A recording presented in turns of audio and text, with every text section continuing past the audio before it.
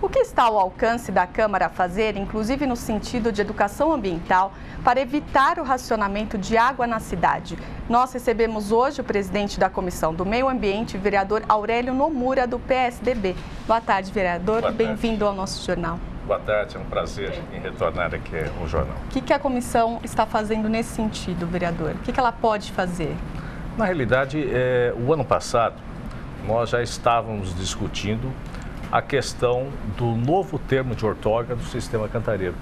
Como vocês sabem, em novembro nós deveríamos estar discutindo e realizando a assinatura desse contrato.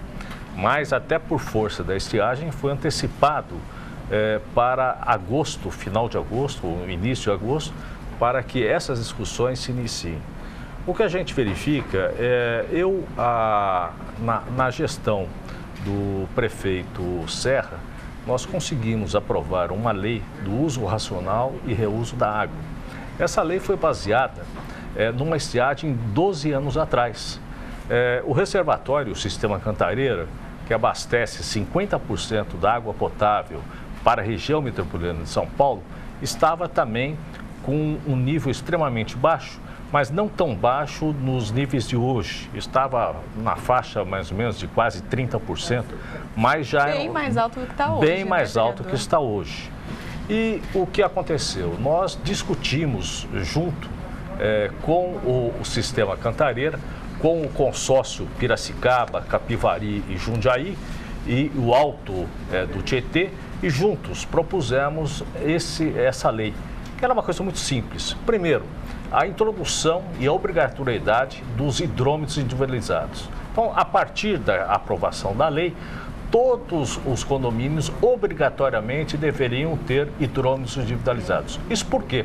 Porque na prática, como não existia em São Paulo, mas foram feitas algumas experiências com relação ao CDHU. E a redução comparando de um condomínio para o outro foi absurda, dava uma diferença de quase 50% do gasto da água, do consumo da água. Isso foi aprovado. A lei também previa que a reforma dos novos prédios também deveriam, na medida do possível, porque não são todos os prédios que você tem a possibilidade de fazer a individualização, mas naqueles que houvesse essa possibilidade, você introduzir os hidrômetros individualizados. A outra coisa diz respeito à substituição das bacias sanitárias por bacias dentro das normas do AMT, ou seja, que a descarga consuma no máximo 6 litros. Hoje nós temos dispositivos que para resíduos sólidos 1,5 litro e para líquidos meio litro. Então você pode economizar ainda mais. Isso foi introduzido pela gestão Kassab, dentro da área educacional, as escolas, os EMEIs, os CELS, fizeram essa substituição e junto com os arejadores e restritores de água. O arejadores é que dá aquela sensação, mistura com ar e dá uma sensação de volume. Só que há a redução do volume da água. Com a introdução disso, deu uma economia mensal de 40 milhões de litros por mês no setor da educação. E no setor da saúde se iniciou-se o processo para que fosse aplicada também em hospitais, e no setor da saúde, aonde iria economizar no total o equivalente a 80 milhões de litros mês. Então, eu acredito que nós precisamos voltar outra vez com esse programa. Então, isso aí é lei, essas medidas já foram tomadas, sim, já existem, já existem. Mas hoje elas já não são mais suficientes, né, vereador? Não, olha, para você ter Pelo que a gente está vendo, o que está acontecendo com o clima hoje... Sim, mas se nós iniciarmos com esse processo, Nova York, para você ter uma ideia, eles precisavam de uma nova adutora, porque a água não era suficiente. Eles trocaram todas as bacias sanitárias em Nova York e não houve mais necessidade de você ter uma nova adutora. Se nós trocássemos, segundo os cálculos, 1 milhão de bacias sanitárias em São Paulo, substituindo para aquelas de 6 litros, nós estaremos economizando um lago de Itaipu por ano. para você ter uma ideia da dimensão. Então, eu acho que essa solução é o início de nós iniciarmos esse enfrentamento. E também essa questão da educação ambiental, que eu acho que nós devemos novamente fazer uns seminários para chamar a população, mas iniciando-se principalmente nas escolas, para que ao tomar banho você fecha a torneira para se ensaboar. Quando se estiver escovando o dente, você fecha também a torneira. Você proporciona uma economia de 30% a 40%. O número é astronômico. Então, eu acredito que vai fazer bem ao bolso, ainda mais você vai economizar muito mais desses 20% da Sabesp e, além do que, você vai ajudar a combater toda essa carência que nós temos. Vereador, mas essa estiagem é uma estiagem. O secretário de Recursos Hídricos, o Edson Giriboni, foi entrevistado ontem, nesse horário, pelo repórter Marcelo Miura, apresentador do Jornal da Câmara, segunda edição. Sim. E ele disse o seguinte: o governo do estado não estuda racionamento de água em São Paulo. Racionamento será a última alternativa. A gente precisa do uso responsável da água por parte da população. No entanto, 2 reservatórios vão ser construídos. Um reservatório do Rio Camanducaia e do Rio Jaguari. Eles só devem ficar prontos daqui a 4 anos. São subjacentes, são barragens que vão estar ali próximas ao sistema Cantareira, aumentando a vazão de água para ser distribuída no sistema. Do ponto de vista emergencial, qual é a solução para essa estiagem que a gente está vendo? Racionamento é a única saída que nós temos e uma campanha maciça junto à população para que possa se sensibilizar. Agora, fala que não vai ter racionamento, mas existe de fato. Você vai para Campinas, Sorocaba, você vai aqui para Guarulhos, você vai para cidades... A cidade de Cravinhos, hoje, a 292 quilômetros, adotou racionamento da 1 da tarde às 6 da tarde. Exatamente. Já existe o racionamento porque não tem água suficiente para isso. E aqui em São Paulo é inevitável, então, E aqui em São Paulo é inevitável. É bom que nós... O senhor acredita que o racionamento aqui em São Paulo vai ser inevitável? Eu acredito que vai ser inevitável. Se não chover até o final do ano, né, e com chuvas com um volume extremamente alto, efetivamente nós vamos passar pelo racionamento. Agora, o senhor citou um exemplo, vereador. O senhor é da Comissão de Meio Ambiente, a Adriana e eu, a gente estava prestando muita atenção aí no que o senhor estava falando.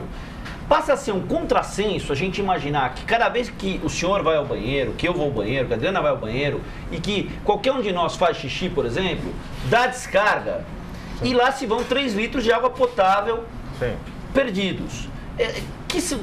No Japão, por exemplo, em países que têm menos recursos hídricos, que tecnologia nós poderemos importar para evitar que 3 litros de água sejam jogados ao léu a partir disso? Não, nós já temos tecnologia para isso. Basta nós fazermos uma campanha nesse sentido. Hoje, por exemplo, as bacias sanitárias, volto a falar, para líquido, essas mais modernas, elas gastam o equivalente a meio litro.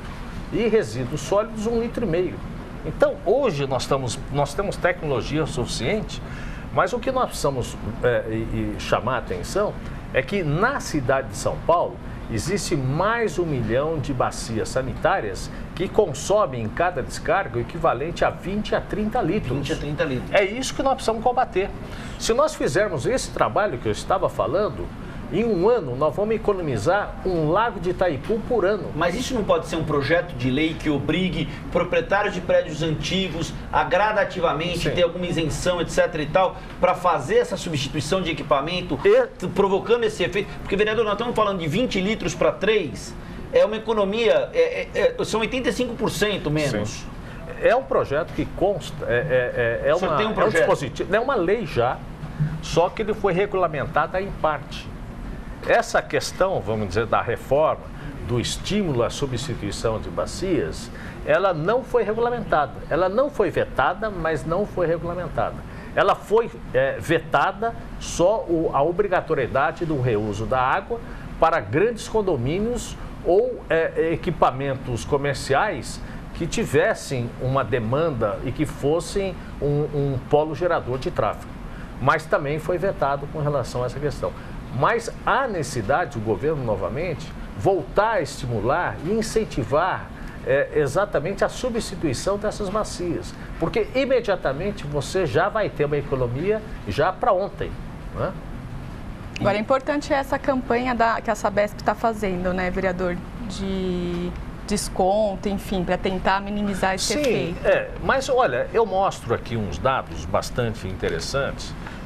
Em 2010 nós fizemos mais ou menos, fizemos alguns levantamentos quando uma empresa, um condomínio substituiu as bacias sanitárias e colocou restritores e arejadores. Olha, para você ter uma ideia, a Novarius, por exemplo, aquela empresa, ela gastou o equivalente a R$44 mil, ele fez o investimento, ela teve uma economia de R$6 mil por mês e o playback foi em 6,8 meses. Você pega a Camargo Correia, ela investiu 41 mil reais. Só para a gente traduzir aí para o nosso telespectador, o payback é o retorno do investimento, ou seja, não é isso, vereador? Exatamente. Em 8 meses eles pagaram o que eles gastaram com a economia de água. Exatamente.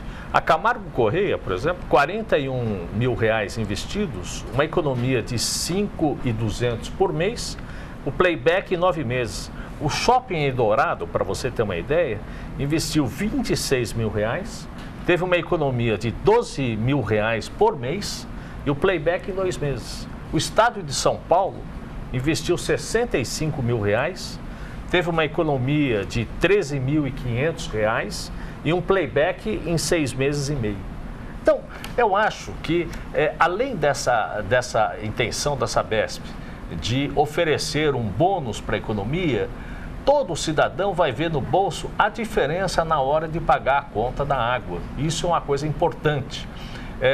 Se nós formos analisar a nível de condomínio, a água e esgoto representam o equivalente a 33% do custo da planilha do condomínio.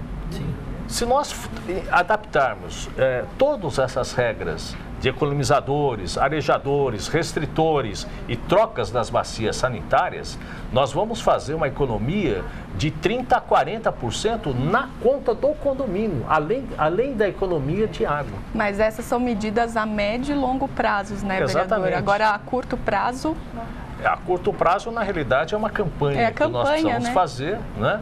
O senhor pretende organizar algum evento sobre educação ambiental aqui na Câmara? Que está o alcance do senhor como vereador e presidente da Comissão do Meio Ambiente? Nós estamos conversando novamente com um especialista, um grande amigo, professor Cláudio de Mauro, que ele é professor da Unesp, consultor da ONU, especialista em recursos hídricos. Ele foi também o primeiro presidente da bacia de Piracicaba, Capivari e Jundiaí, né, que introduziu a cobrança da água lá na bacia e que juntos, junto com outras entidades, possamos fazer uma grande discussão com relação a isso. Mas é bom que se diga que nós também, esse efeito do aquecimento global, nós estamos sentindo exatamente com essa falta de água. Porque uma parcela substancial dessa água não está vindo porque nós chamamos de nuvens de chuva que vêm do Amazonas. Sim. E que, infelizmente, com a devastação que está ocorrendo no Amazonas, inclusive o ano passado, voltou a ser recorde, né, no desmatamento, nós precisamos também... Na década de 60, vereador, a gente comentava muito sobre o efeito da seca no Nordeste.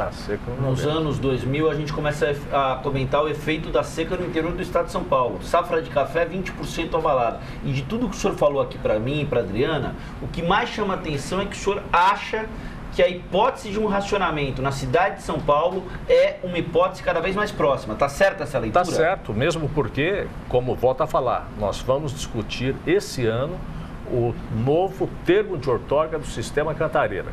Sistema Cantareira hoje que fornece 33 metros cúbicos por segundo, que quer reduzir para 22 ou 23 metros cúbicos por segundo. Então isso mostra que nós vamos ter de racionalizar e também com toda essa crise nós vamos ter de discutir e eu acredito no racionamento, porque se não chover, volto a falar, se não chover no final do mês, nós precisamos já nos preparar, porque nunca se utilizou essa reserva hídrica que hoje está sendo colocado à disposição da Sabesp. Essa reserva que a gente mostrou aí há pouco, antes do senhor entrar no jornal, que tem inclusive um nome inusitado, essa reserva do Sistema Cantareira, né, é uma volume morto. Volume morto, exatamente. Volume morto, né? Que é vivo, na realidade, né? Bom, vereador, a gente queria deixar um convite para o senhor. Claro. O senhor voltar aqui a semana que vem para a gente fazer um diagnóstico da questão dos recursos hídricos. Claro. A gente vai estar em contato com o secretário Edson Giriboni. A gente vai estar dando prioridade para essa questão. Essa questão, ela traz impactos sociais, econômicos, políticos, ambientais. O senhor está convidado a voltar aqui ao Jornal da Câmara, conversar conosco e dimensionar, fazer um raio-x desse cenário na semana que vem. Obrigado, eu agradeço e aceito desde já o convite. Muito obrigado, vereador Aurélio Nomura, presidente da Comissão de Meio Ambiente da Câmara Municipal de São Paulo, vereador do PSDB de São Paulo. Muito obrigado pela atenção, vereador.